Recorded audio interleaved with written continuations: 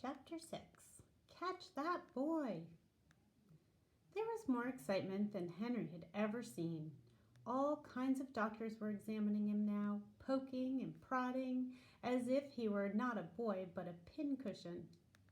And Dr. Fargo was bounding about the room, talking about chocolate fever, a new disease, making medical history, and things like that. Henry was tired and afraid. He wanted to be left alone. He wanted all the doctors to go away. He wanted to be home. He wanted, in fact, to be just about any place in the world except this hospital. Why do you think? Why is he feeling so bad? So he did something very simple, something his heart told him he had to do to survive.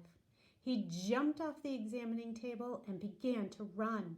In a flash, he had bolted through the doorway and was running down the long corridor. Behind him, he heard shouts of "Stop!" and "Catch that boy!" Two nurses at the end of the corridor tried to catch him, but Henry was simply too quick.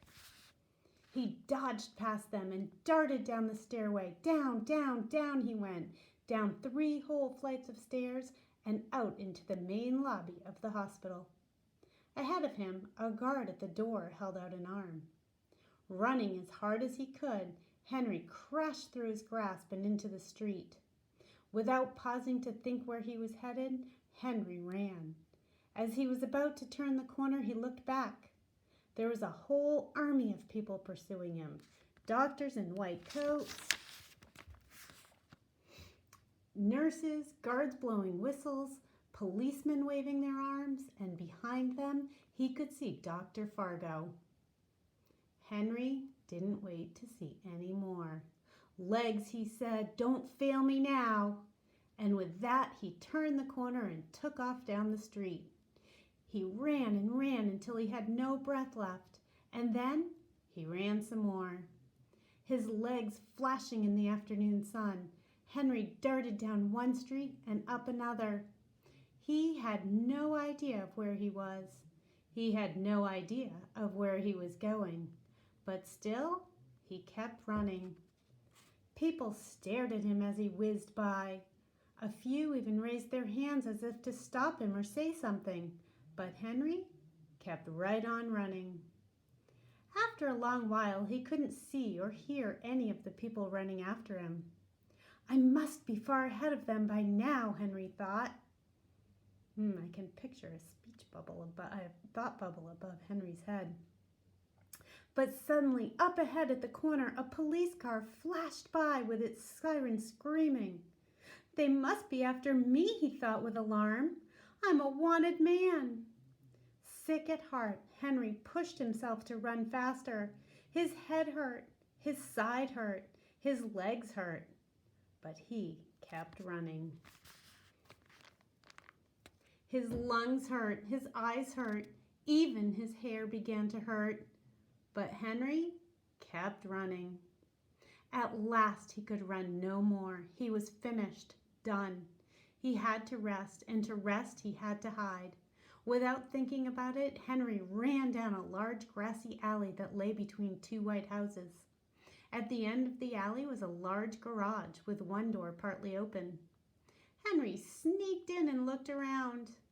There was an automobile parked inside, but not a person in sight. With his last bit of strength, he flopped down on the floor beside the automobile. You've been that tired, you know what that feels like. "A fine mess you're in now," he thought.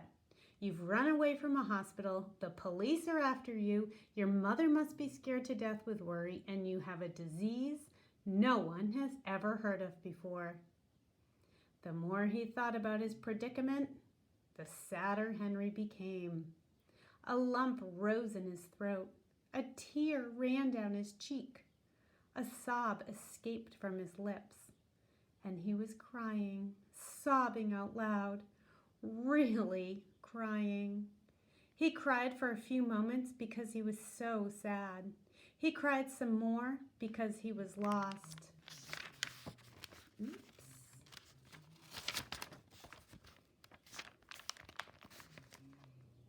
And then he cried for a long, long time because everything had become so hopeless. At last, when he could cry no more, Henry dried his eyes and tried to think of his situation. He would not go back to Dr. Fargo in the hospital. Of that, he was certain. Nothing on Earth, on any other planet, could make him do that. But what if he went home? What would his mother and father do?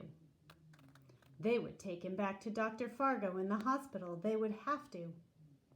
Never, Henry said out loud. Never, never, never. In the dim light of the garage, Henry looked at the big brown spots on his arm and began to hate them. Stupid spots, he thought.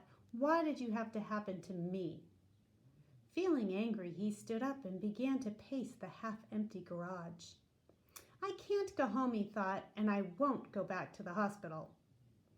All right, then, I'm on my own. Somewhere there must be a place for me, a place to go until these stupid big brown spots disappear. A place far away where no one has ever heard of me or the hospital or Dr. Fargo or my parents. Feeling much braver now, with things somehow settled in his mind, Henry lay down to rest for a while before setting off on his journey.